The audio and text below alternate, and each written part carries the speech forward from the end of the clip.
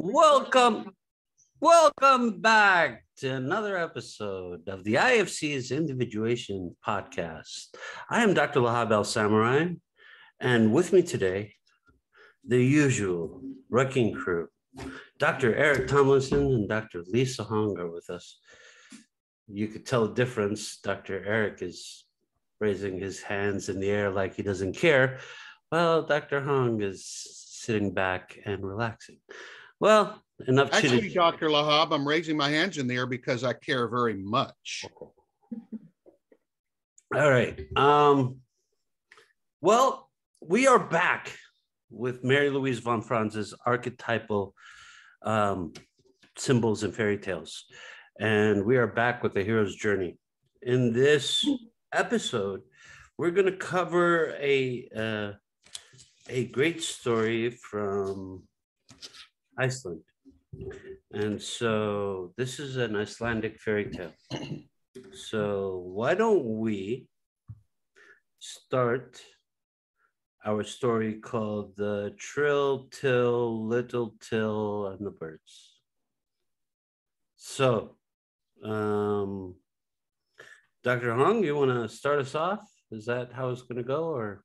I was going to begin. Dr. Eric? And then Dr. Lisa will relieve me halfway through.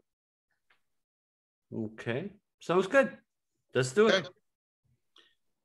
There once reigned a king and a queen, and in the same country there also lived a poor old man and his wife. The king had only a daughter called Enid, who was greatly beloved by both her father and mother. They spared no expense, and she had the best masters and governesses and a number of servants to wait upon her. But despite the fact that she was so carefully watched, she suddenly disappeared. Inquiries were made of everyone, but nothing was heard of the princess. No one had seen her. She had vanished in the most mysterious manner. The king, in despair, sent out messengers in all directions and spent a great part of his treasure searching for her, but all in vain. Then at last he vowed that he would give the princess in marriage to whoever should be fortunate enough to find her, and also give him half of his kingdom. But though many of the knights and nobles about the court, eager to secure so great a prize, went off in search of her, they one and all returned empty-handed. Now the poor old man who lived outside the palace grounds had 3 sons. Their names were Osmond, Tostig, and Harold. The 2 eldest boys were greatly beloved by their parents, but Harold, the youngest, was disliked by his father and mother, and both his elder brothers ill-treated him and made him do all of the work while they went out shooting and fishing. When the boys were grown up, Osmond came to his parents and said he would like to start off and see the world and try to win fame and riches for himself. His father and mother were quite willing that he should do so and provided him with a new pair of boots and a large bag of food. So he started off on his journey. After he had gone a long way, he arrived at a little hillock. Here he sat down to rest and unpacked his bag of provisions. Just as he was beginning to eat, a tiny man dressed in gray came up to him, begging for a morsel of food. Osmond ordered him away. After he had rested, Osmond went on again a long, long way till he came to another hillock. Here he again sat down to rest and began to eat. But he had hardly commenced than a still smaller and shabbier man, dressed in green, came up to him and asked him for a morsel of food. Osmond sent him away with a volley of abuse. He then went on again a long way till he reached a large open glade in the woods. Here he sat down for another morsel, but no sooner had he opened his bag and taken out the food Then a whole flock of birds flew down beside him. He chased them away and continued on until he came to a big cave. Looking in and seeing no one, only a herd of cattle, he thought he would go in and wait until the dawn arrived. Just as the sun was setting, an enormously big giantess walked in. Osmond took courage, went up to her, and asked whether he might stay the night there. She agreed, on condition that in the morning he would do the work she would require of him. This he promised he would do. The next morning, the giantess told him to clean out the cave and put down fresh bedding for the cattle, and that the work must be finished before the evening, or she would take his life. With these words, she went away. No sooner did Osmond begin to turn up the straw than the pitchfork stuck fast in the bedding. In vain, he pushed and pulled and tried to drag it out. And when in the evening the giantess returned and found that the cave had not been cleaned, she took hold of Osmond and hung him up on a nail in the cave. Meanwhile, Tostig, the second son, also went out to seek his fortune, but he was no more fortunate than Osmond and followed the same course as his brother. Now there was only the youngest son, Harold, left. But though he was the only one at home, his parents did not love him any better, so he also decided to go away.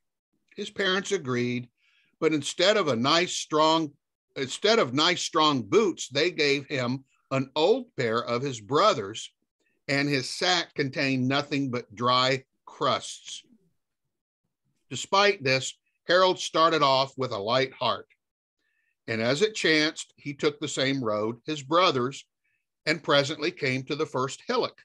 No sooner did he sit down when the little old man in gray stood beside him. Harold pitied the old man and shared his meal. When they had done, the old man said, "My name is Tritill.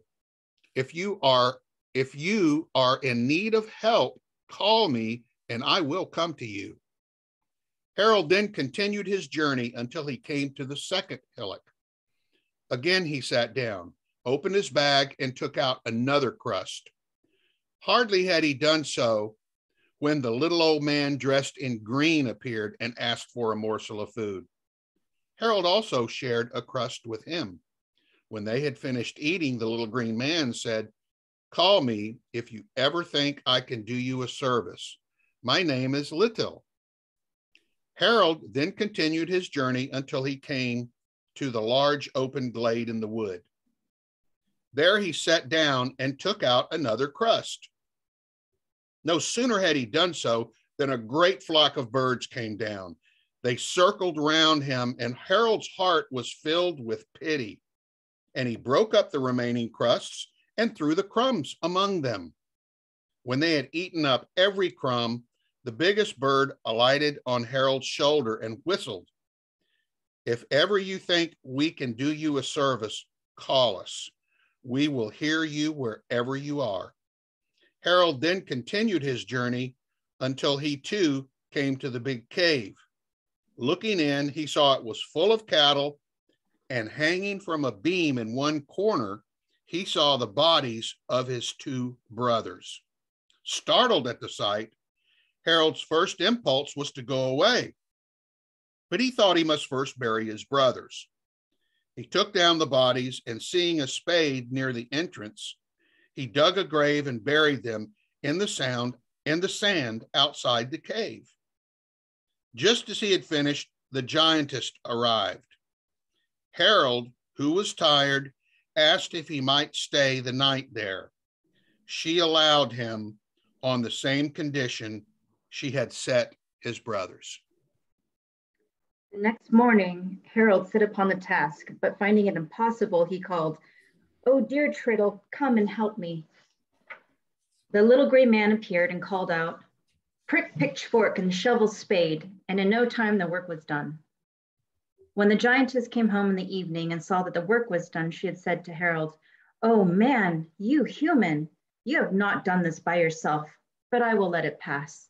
And she retired into the inner cave. The next morning, the giantess had fresh work for Harold. He was to carry her bedding outside the cave, take out all the feathers, and spread them out in the sun to air, and then put it back again. This time, Harold called all of his helpers. Dear Tritill, dear Litill, and all my dear birds, oh, come help me if you can. And almost before the words had passed his lips, Tritill, Litill, and the whole flight of the birds came, bringing feathers with them. And while Tritill and Litill helped Harold to fill the bed and pillows and sew them up again, the birds flew around, picking up all the stray feathers so that none were missing. But out of each pillow, they took one feather and, tying them together, told Harold that when the giantess missed them and threatened to kill him, he was to tickle her nose with the feathers. When the giantess came home in the evening, she went up to her bed and threw herself down on it so heavily that the whole cave shook. Then she began carefully feeling all over the bed, and when she came to the pillow, she cried out, "Aha, man, I have caught you. There is a feather missing in each pillow. Now I shall hang you like your brothers." But as she took hold of him, Harold pulled out the two feathers out of his pocket and tickled her nose with them. In an instant, the giantess fell back in her bed, looking terribly white and frightened.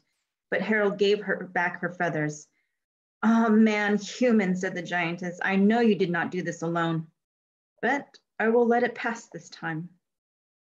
The third night, Harold also passed in the cave, and in the morning, the giantess ordered him to kill one of her oxen, scrape and clean the skin to make a leather bag, cut up the animal in joints ready for cooking, cleaning the entrails, and make spoons out of its horns.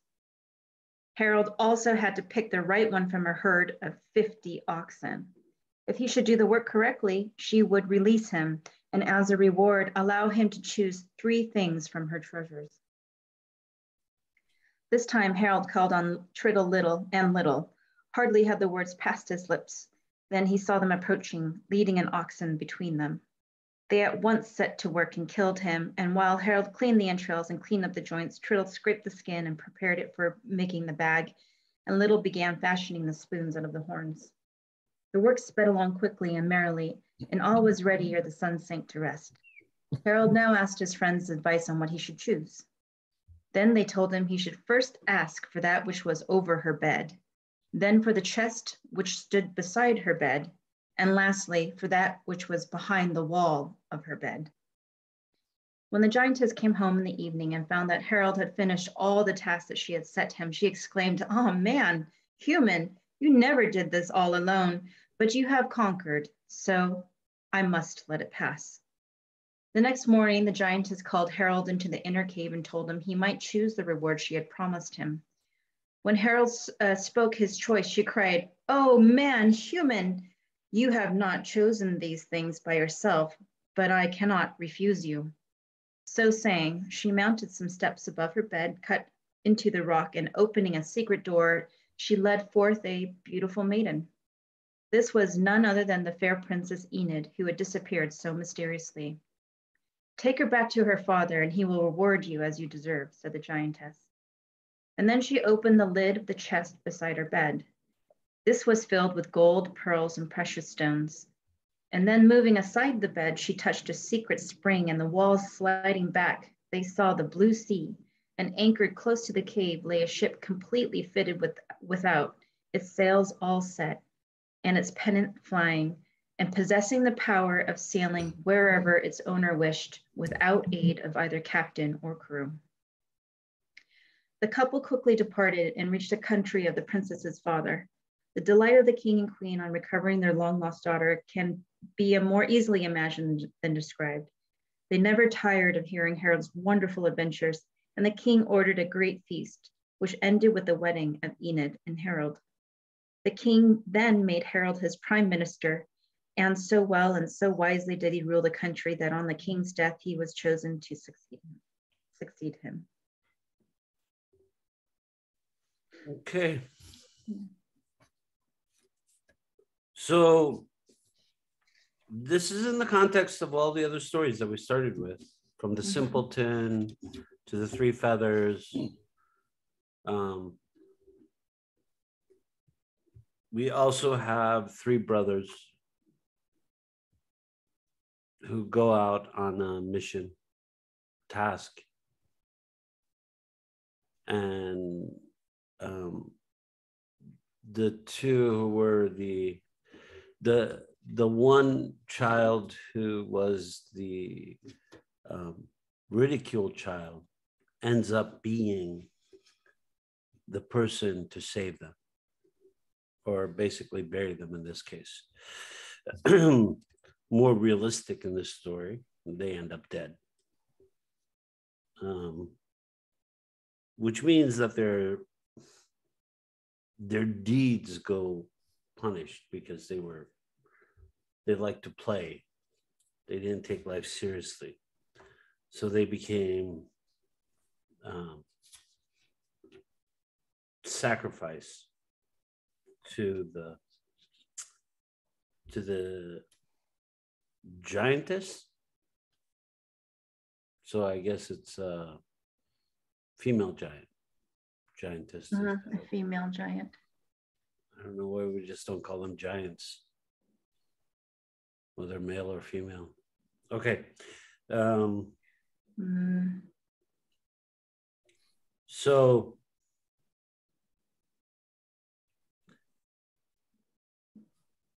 what did we think of the story so far? What did we come up with? What did we glean?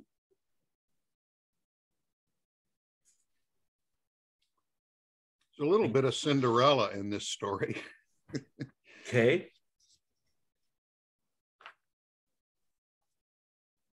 But like you said, it's more realistic because, or at least in many people's minds, when they think that the evil and the oppressors should be punished rather than being able to ultimately have a better life because of the one that they were punishing their whole lives. So I like that aspect out of it from the story compared to many others similar stories where, you know, this one really honors hard work, generosity, caring. And it said even when he took off, he had a happy heart. He left with a happy heart with hardly any food and a really bad pair of boots, bad pair of shoes. And I didn't think about it when he gave Osmond the good pair of boots, but it hit me when he gave Harold the bad pair of boots. It immediately, I don't know why this flashed in my mind, but it made me think of the movie Glory, where the African-American unit, they were trying to get them to become a unit and unify and fight in the war. And they refused until they got their new boots. And so the man leading the unit went out and got them all a brand new pair of boots. And that's what they wanted, because before modern production, and you were a man that had to walk in the fields and work in the fields. I mean, a pair of boots was everything. That was your number one tool, was a pair of boots, because without it, you would become unable to work very, very quickly. But anyway, I digress with that point, but it's still an important point, I think, to the story, is that he really didn't have anything at all to help him with his journey. And yet he went away with a happy heart. Incredible attitude from this Harold. So, but Harold does actually have helpers. He has magical helpers along the way. The Tritill is the first one. It's the old man. He's dressed up as an old man, but it's actually some form of goblin. It's a trickster. It shapeshifts into an old man. And then he's kind to the trickster. So the trickster decides that he's going to repay the young man Then he goes and meets the secondary trickster. These both are magical. Litill. He also needs something from him, and he gives it to him. And he says to him, he says, but they already know that he's going to need them. They go through it, but they already know he's going to need them. But he had to give something of himself. So he gives of his food, and he has very little of it. He gives his boots, and they're not the best boots in the world. And to the birds, he gives whatever is left of his food. And they all come back to help him and save him.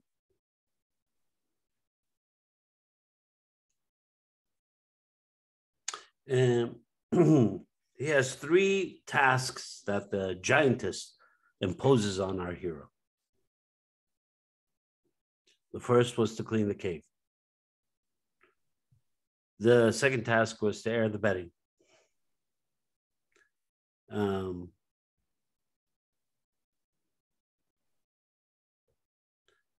So Van Franz says the hero's friendship with the birds proves to be a conscious relationship with disintegrating tendencies, an awareness that prevents the loss of what holds the personality together, the glue of the personality in itself.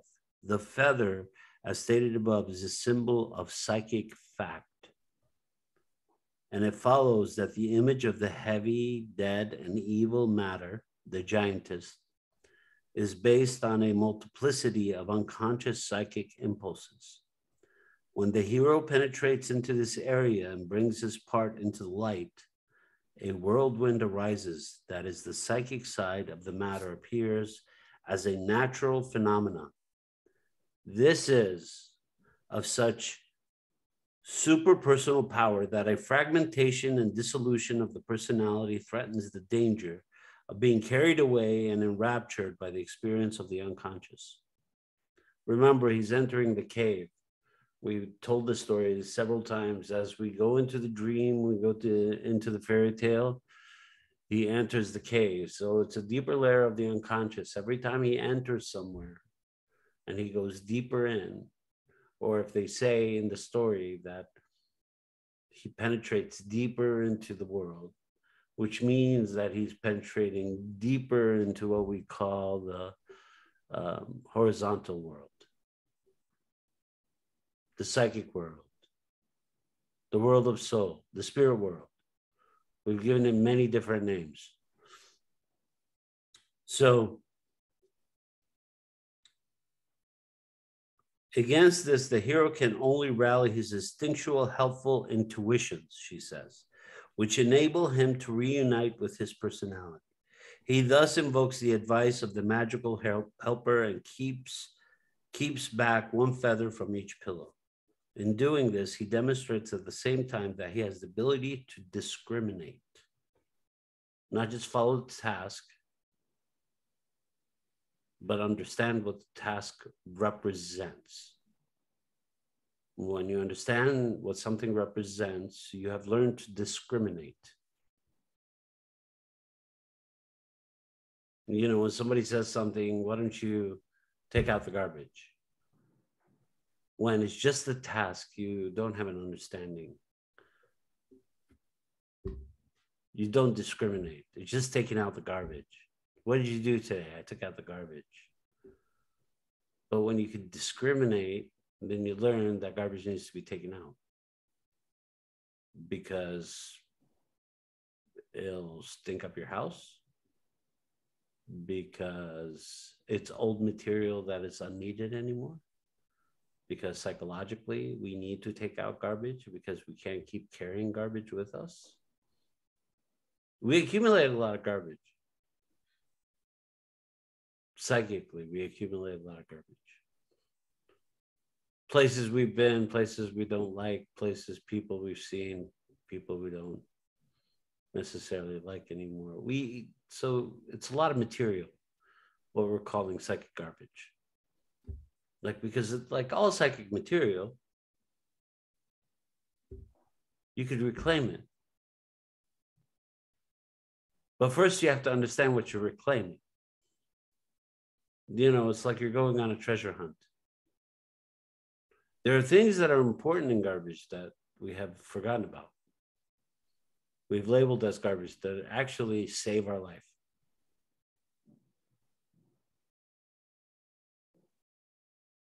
Take out the dry bread, feed the birds. Save my ass. The birds tell me about the feathers. So along the way, we've seen this in a lot of like dog stories. The dog saves, you know, somebody's kind to the dog and the dog saves that person later on. Either by compassion or by empathy or saving them from a non-moving car. Go ahead, Lisa. Loyalty. Loyalty, yeah. Showing different aspects, and then somehow it penetrates the other person's psychic shield. And that person is able to say, wow, they feel something for the dog. And therefore the dog saves their life.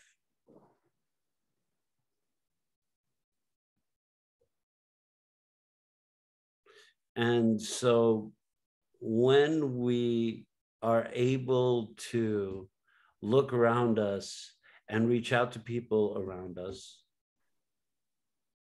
we build knowledge and material and wealth through the relationship. They will save our life in different ways. I mean, we could look at like the material ways. They're there when we need them. They talk to us, whatever. They take us out for lunch. They give us rent money. But we could also look at the psychic ways that we help each other, that we sustain each other through illness. Hey, I'm here for you. I've been thinking about you. You know, I hope you're doing okay. Different ways. So treasure is always found. The question is, how do you find it, right? And it's right in front of you. So it's the old man who needs something. Turns out he has a treasure.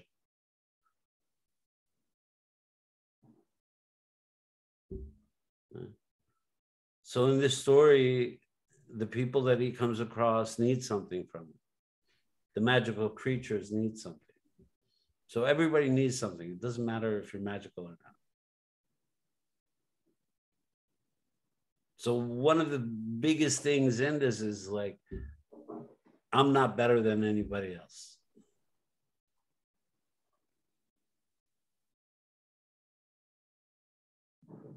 I'm as tall, I'm as strong, I'm as smart, I'm as helpful. I'm just everybody else.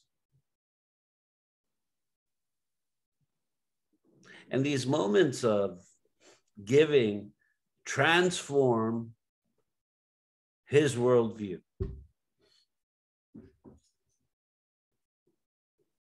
For somebody who doesn't have anything, giving is transforming his worldview. Especially Dr. Lahab, this kind of giving, which you've already mentioned, he had nothing. Yeah. It reminded me of an old man that I used to work with years ago, and he told me, he said, if you ever want to give somebody a real present that's meaningful, then give whatever gift you give them, make sure it's either something that you dearly want yourself or that you need yourself. Ooh. Then the gift, whether they like the gift or not, is beside the point. It's about you giving out of your heart, your deepest wants, and you having enough care for this other human being to give them something that is so meaningful to you. And it's kind of like the parable of the widow and the mite.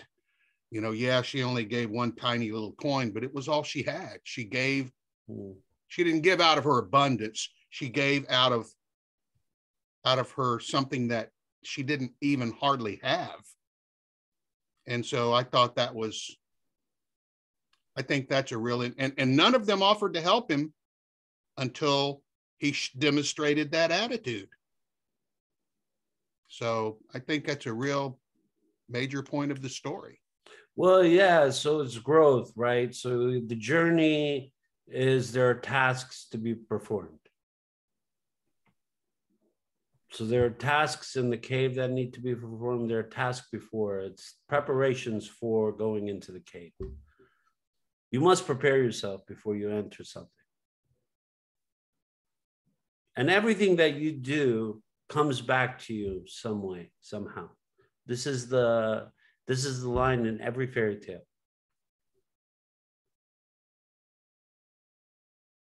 The person you didn't help comes back as an enemy. The person you did help comes back as a friend. Mm-hmm.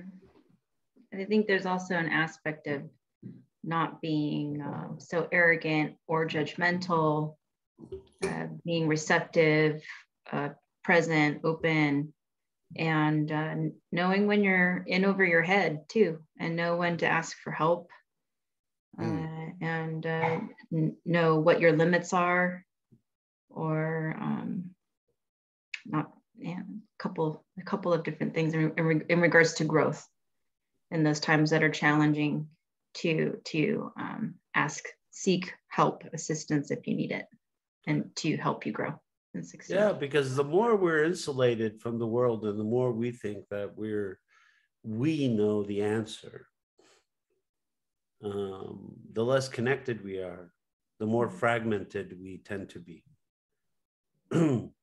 So what she's explaining is, in this part, is that he enters the psyche and there's psychic fragmentation, and he has to integrate it.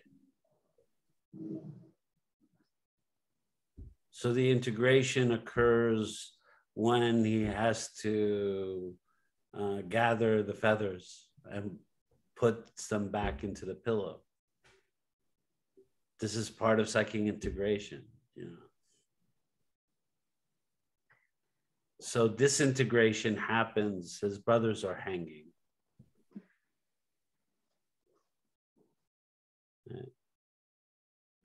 But he decides that he needs to bury them. The difference between disintegration and integration is like, oh, that's not my problem. Mm-hmm. Screw that. I'm getting out of here. Oh, they need a burial. I guess I'll have to stay for this. This is very subtle, but so important. And every part that we understand, the more we integrate, the more we're able to integrate, the more we're able to take the other's hand, the more we're able to be out there for the other, because they showed up. You know, JAMP, I think for all of us was like that. People started showing up for treatment. And so that's what we did. We gave them the treatment because they showed up. People came for it. People still, this is how they come. Because it's a new treatment, so there's not that much exposure in media, in social media. There's not that much exposure to it on the internet, unless you know what you're looking for. So when people first come, it's like, oh, they're searching. They've been sent. Mm-hmm. The treatment comes, and those people who need to be treated come.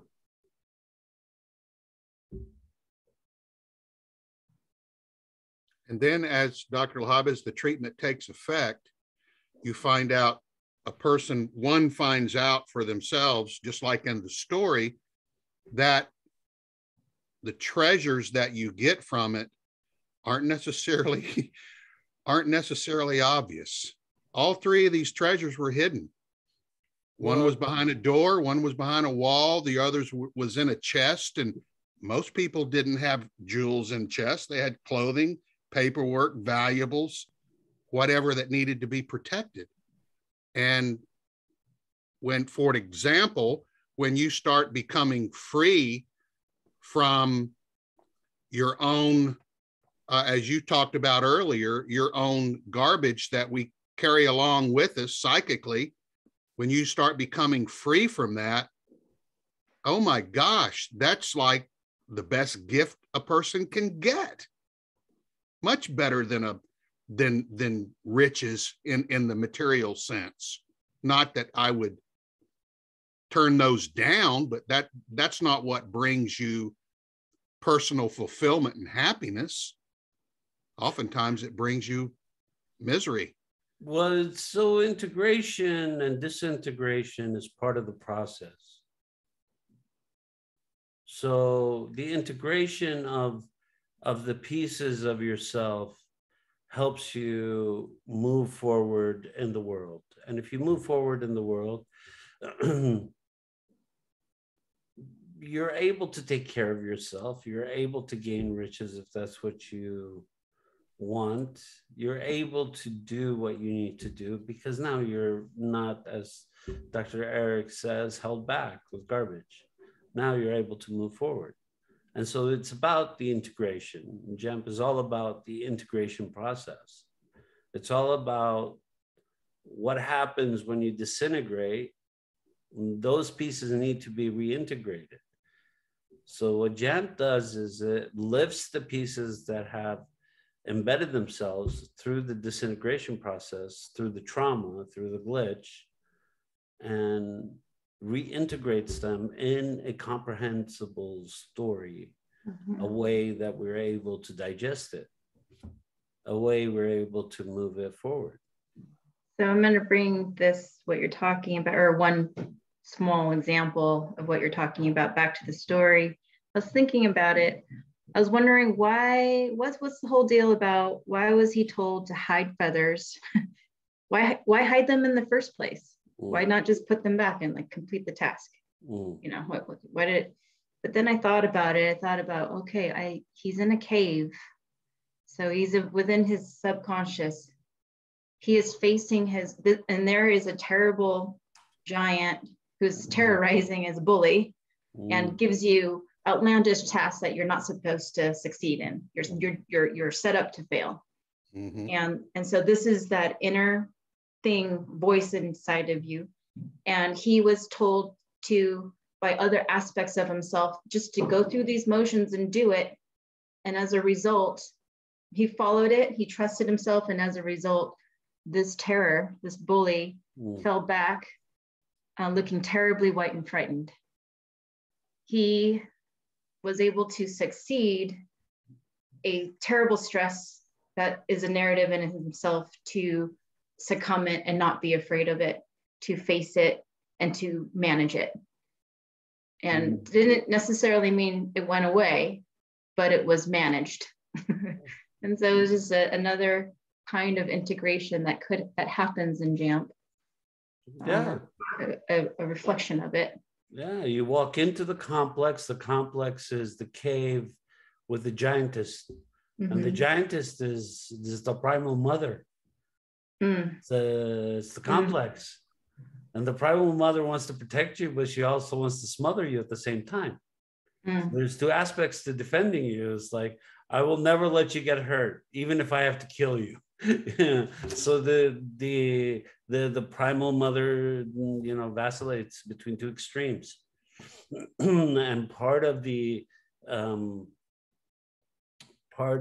emergence into consciousness from that, because that's deep within the unconscious, right? The primal, it's deep within the unconscious. So to emerge into consciousness where you can negotiate these things so they don't smother you, so the giantess doesn't like hang you by your collar after choking you to death, smothering you basically. That's what she did. Here's your task. Oh, you can't do it. I don't think you'll survive out there. we're going to have to take care of you. So, and that's what the primal mother does. You know, it's like, if you can't survive. Yeah. And in defeating her, he was rewarded with treasures. Yeah. So when you go through the unconscious and you're able to survive and come forth, and this is what you do with the treatment. This is what gem treatment is. When you go into the unconscious and you come out, you're richer for it. Yeah. You're more whole. More you whole. Found the pieces that you have lost. You found your treasures that were taken away from you. You found your peace. You found your ability to think. You found your ability to feel. You found your ability to connect. You found your ability to hear your voice. All these things that were taken, all these treasures that were taken away from you. So what is treasure? Treasure is something I didn't have, and that gives me something a lot more than I had before. That's the treasure, right? Whether it's money or books or an idea or a garden or a wine cellar, it doesn't matter. It's like, it's given me more of something I didn't have. And now I understand something much greater than I understood before. I am richer for that. So let's bring that idea back to Jamp. The treasures are self-love, empowerment, confidence, humbleness, sincerity. All of these things those are the treasures that you find in the Jamp. Yeah.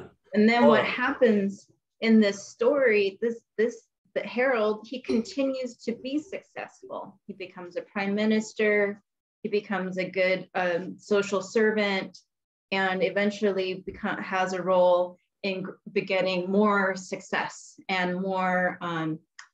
He's able to be the most of himself in some aspects of however he was to be, and it continues. So he was able to represent his nation, or represent his world, or represent his people, or be a representative, somebody who could be out there, be a voice for those who have lost their voice. And what Jamp does is it gives you your voice back. It tells you, hey, you're in charge.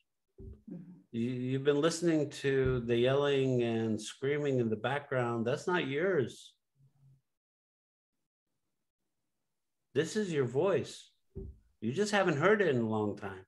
You don't know what it sounds like. You're a little scared of it. You don't quite trust it yet. You think it's might run away again. But the trauma,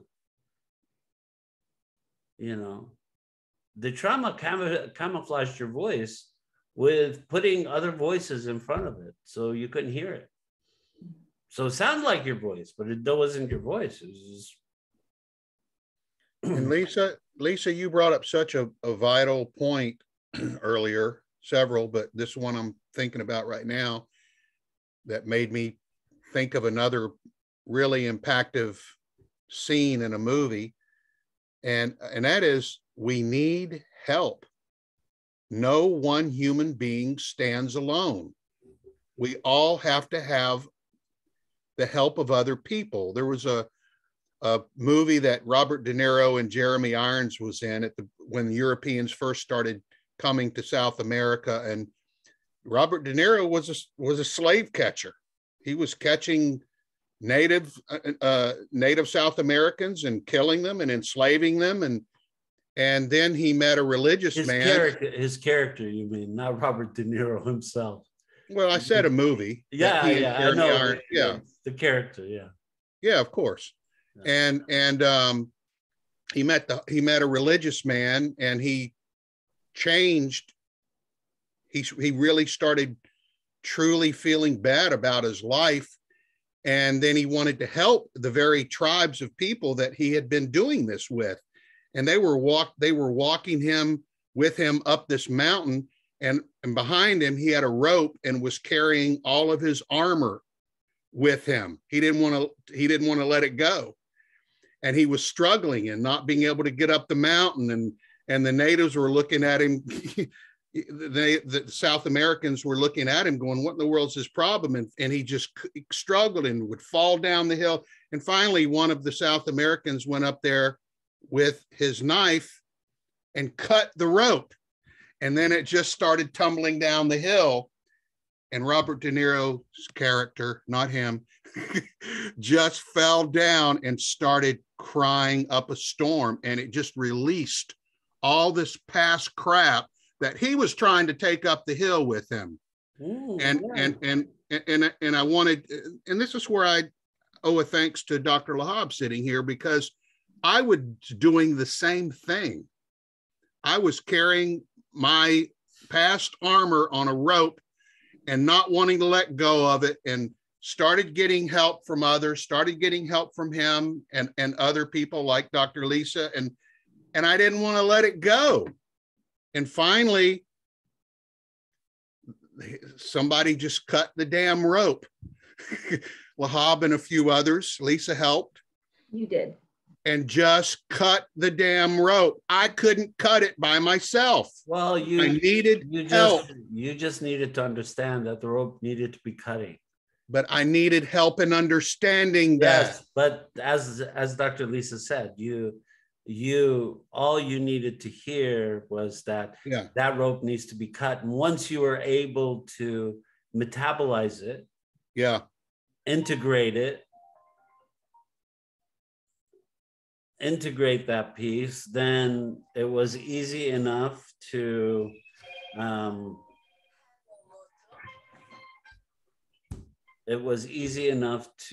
move forward. But the only way to do that is for us to say, hey, I need to cut this rope, or they cut the rope. What's going on?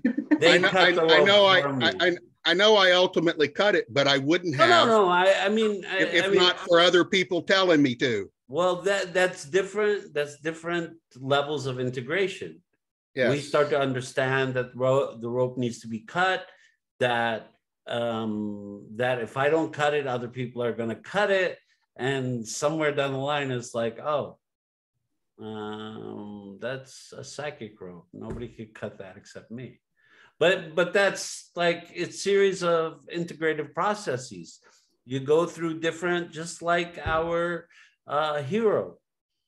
He has to go through processes. He has to first think, well, this is easy. All I have to do is share myself. Then realize that, hey, I'm in trouble. I need help. So I'm gonna call out for Tritill, and I'm gonna call out for Litill, and I'm gonna call out for the birds, and basically I'm gonna call out for all the helpers I need. Everybody, I'm gonna call out for everybody, and as they come, then suddenly he's like, then they teach him something. So the birds teach him something. They say, if you take these feathers and tickle the giantess nose. Or as Dr. Lisa said, it could have been easier just to put them all back together. Yes, but then you have no power. The magical world has saved your life and you have not contributed to it. So to contribute to it, to contribute back to it, to take ownership of it, to make it yours, to free yourself, you have to take those feathers and use them. But you have to wait until the other person says, where are the feathers? Because what it means is you've been able to discriminate, you've been able to understand what the difference is. And you're able to face your fear, right? This is one of the affirmations, I'm light as a giggle. Well, you need to know that what that feels like, to believe it. You need to know what that is. And so you have to, but he took a leap of faith. He's like, oh, birds are going to get me killed. He took a leap of faith. He decided, okay, I'm going to follow these crazy birds and tickle her through the nose. And then that basically disarmed her. That took away her power. That's what took away her power. And only the magical creatures, the birds, knew about that. Nobody else knew about that. So it's actually it's a beautiful story. Mm-hmm. Really is. Right? What I also like about this story is it says there are no rules to how you finish it, how you complete a task. Yeah. You don't have to do it. And it doesn't matter if you are the son or daughter who is never recognized. Mm-hmm. Mm-hmm. That's really great insight, Dr. Lisa, because we so often are constricted to think that we have to complete some really important task that means a lot to us through some prescribed or preordained methodology, and we don't. We can do it based on our own character Mm-hmm. and our own choices. That's really a great point. Thank you. I think that these are tasks that we face almost, you face them on a daily basis. You also face them in your life in different ways. Sometimes the task is very small, minimal, and sometimes it's very large. They're all the same task. They're all tasks that need to be done, whether they're small or large. They free us up. Once we're able to get out of our way, they free us up. And this kid got out of his way. He decided he was not going to get in his way. And that's how he was able to be successful.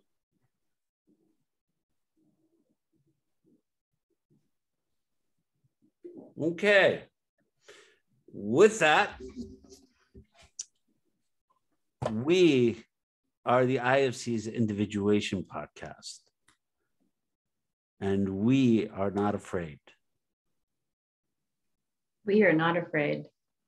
We are not afraid. And I wanted to thank our three little alter egos for showing up today in the chair. Okay, well, the alter egos had a helper. Okay, well, we will be back next week with our alter egos intact, and we will see all of you next week. Have a great week.